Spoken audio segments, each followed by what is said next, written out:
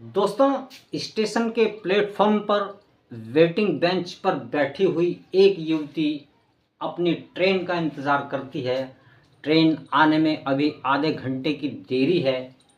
रात के 8 साढ़े 8 बजे का वक्त है और ठंड बहुत कड़ाके की पड़ रही है। दोस्तों, वह युवती अपने चेहरे को अपने शॉल से ठंड से बचाने के लिए ढकी रहती है कि तभी एक युवक ठंड से कंप कपाता हुआ उसके पास आकर कहता है कि क्या मैं यहाँ बैठ सकता हूँ।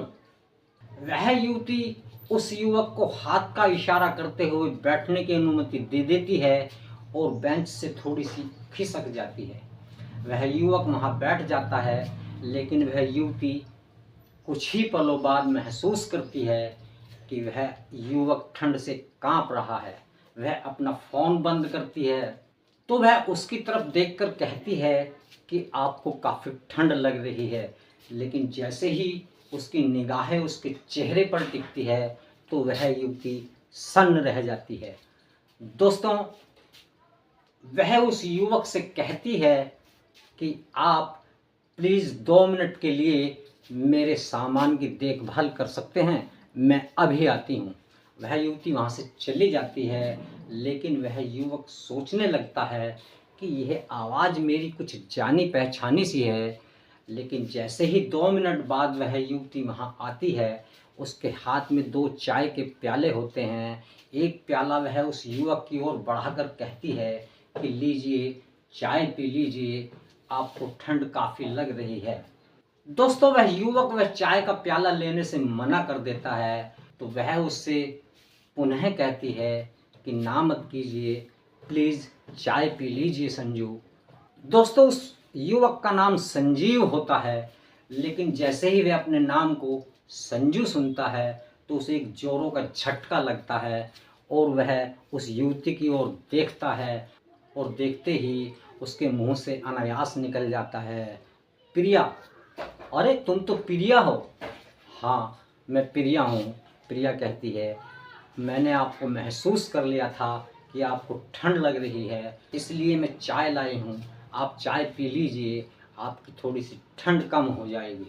दोस्तों, वह युवती कोई और नहीं बल्कि 8 साल पुरानी उस युवक संजीव की पत्नी प्रिया होती है, जिनका आपस में तलाक हो जाता है। 8 साल पहले तलाकशुदा जब पत्नी सामने मिलती है तो दोनों भौचक्के रह जाते हैं और चाय पीने लगते हैं। नमस्कार दोस्तों, मैं नास्तिक जगशरण स्वागत करता हूं आप सभी का अपने YouTube चैनल प्रेरणा कहानी संसार में। दोस्तों, कहानी में आगे बढ़ने से पहले आपसे एक विनती है कि आप हमारे चैनल को सब्सक्राइब करते रहिए ताकि हमारा आत्मविश्वास और बढ़ता रहे और हमारी आने वाली हर वीडियो की नोटिफिकेशन आप तक पहुंचती रहे। तो आइए शुरू करते हैं इस कहानी का आगे का भाग। दोस्तों, संजीव प्रिया से कहता है, कैसी हो प्रिया? तो प्रिया कहती है, मैं बिल्कुल ठीक हूँ, आप बताइए आप कैसे हो और क्या कर रहे हो? तो संजीव कहता है कि मैं भी ठीक हूँ और अपना एक छोटा मोटा कार्य दिल्ली में करता हूँ। तो प्रिया पूछती है, मम्मी पापा कैसे हैं?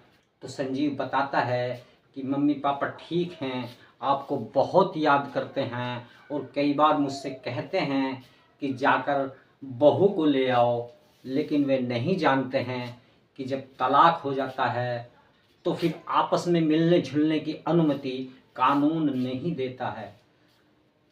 इसी तरह से दोस्तों उनकी बातचीत चलती रहती है। संजीव प्रिया से पूछता है कि प्रिया तुम कहाँ जा रही हो? तो प्रिया बताती है कि मैं दिल्ली जा रही हूँ, एक मेरी सहेली दिल्ली रहती है, उसने मुझे बुलाया है, मुझे कुछ ज़रूरी उससे काम है, तो मैं उसके पास दिल्ली जा रही हूँ। आप कहाँ जा रहे हो? तो संजू भी बताता है कि मैं भी दिल्ली जा रहा हूँ। दोस्तों, वो बातें करते रहते हैं, इतनी देर में ही उनकी ट्रेन आ जाती है।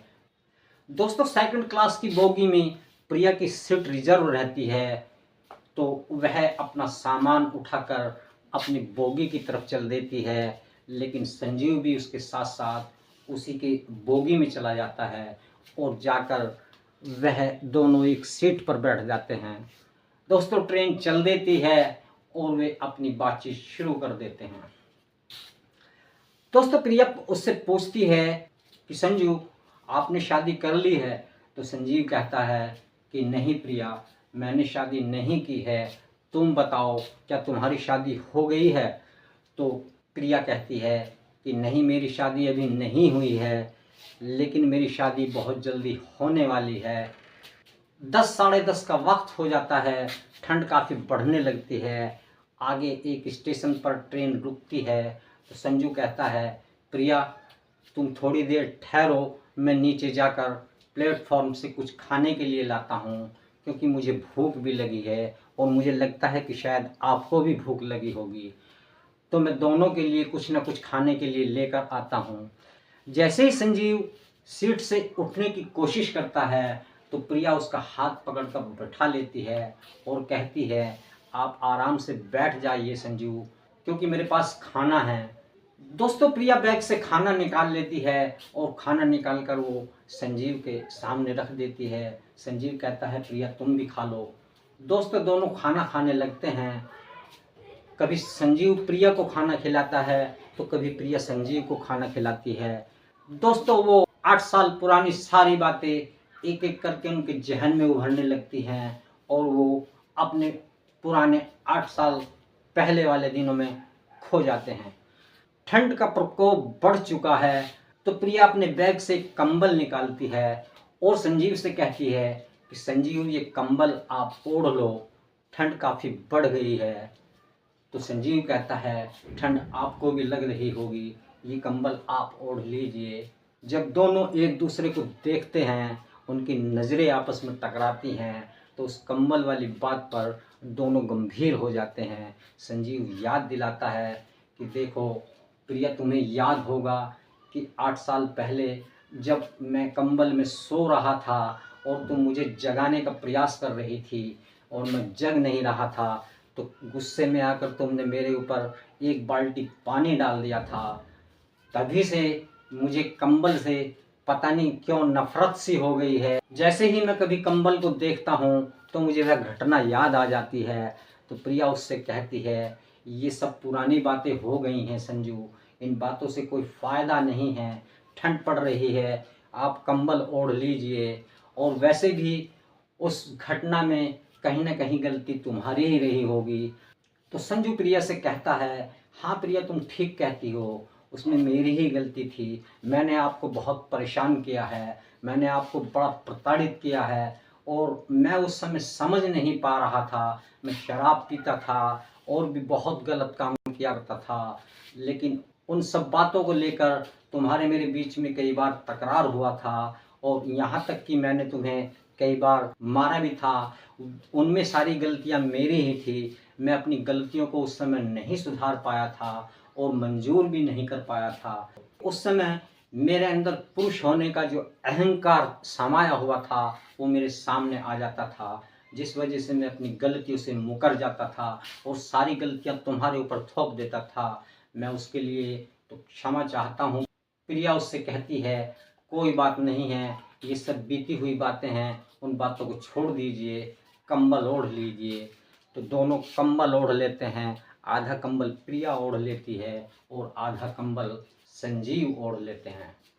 दोस्तों ट्रेन अपनी रफ्तार से चलती रहती है, सभी यात्री सोए हुए होते हैं और ट्रेन अपनी गति से चलती रहती है। दोस्तों बातों में उन्हें पता ही नहीं चलता कि कब सुबह हो जाती है और उनका स्टेशन आ जाता है। दोस्तों ट्रेन दिल्ली के रेलवे स्टेशन पर आ जाती है, वे वहाँ से उतर जाते हैं। सुबह के समय ठंड और तेज़ बढ़ जाती है। वो उतर कर एक चाय की दुकान पर जाते हैं, दोनों चाय पीते हैं। चाय पीते समय संजू उससे कहता है कि प्रिया, क्या तुम मुझे अपना फ़ोन नंबर दे सकती हो? क्या कभी ऐसा हो सकता है कि हमारा मिलन पुनः हो सकता है? तो प्रिया उससे कहती है मैं आपको अपना नंबर नहीं दे सकती हूँ। ठीक है प्रिया।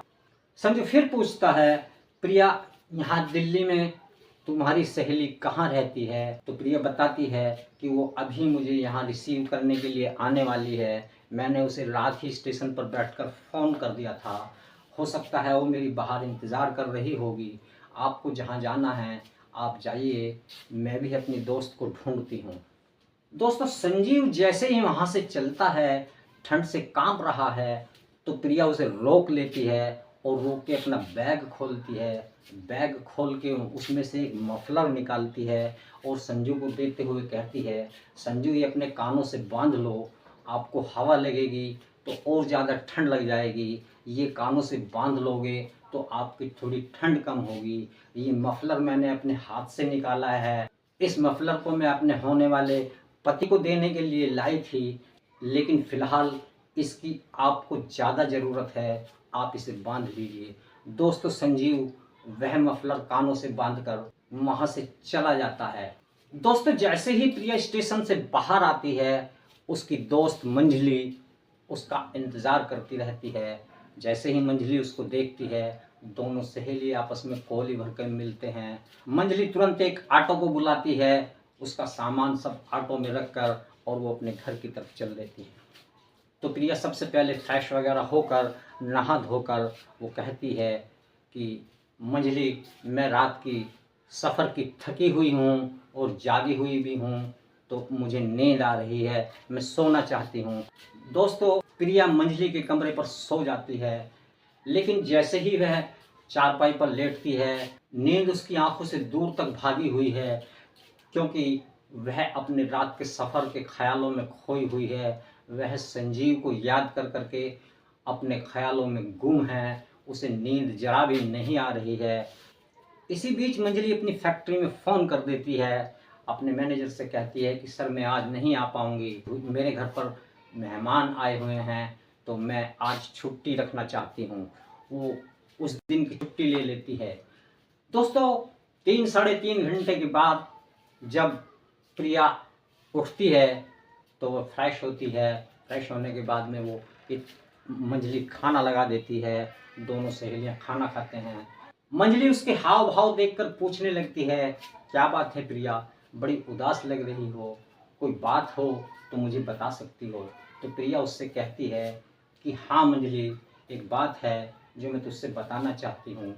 तो प्रिया उससे बताती है कि ट्रेन में मुझे मेरे 8 साल पुराने, जिनसे मेरा तलाक हो गया था, वो मेरे पति मिल गए थे और हमने दोनों ने सफ़र इकट्ठा तय किया है। अब वो शराब भी नहीं पीते हैं, उन्होंने सारे गलत काम करने बंद कर दिए हैं और दिल्ली कोई काम कर लिया है। और वो बता रहे थे कि उन्होंने अपने माँ और बाबूजी को भी दिल्ली में ही शिफ्ट कर लिया है, कोई मकान ले लिया है। मंजली उससे कहती है, प्रिया ये सब छोड़ो, वो आदमी जो तुम्हारा उस समय साथ नहीं दे पाया, उसके बारे में अब सोचना क्या। ये एक इत्तेफाक है कि ट्रेन में वो तुम्हें मिल गया, इसे एक सपना समझकर इसको दिल पे मत लो, इस बात को छोड़ दो। और जो लड़का मैंने तुम्हारे लिए देख रखा है वो इतना जेन्युइन है, इतना अच्छा है, इतना बढ़िया आदत है कि तुम देखोगी, उससे बात करोगी तो तुम उसे फेल नहीं करोगी।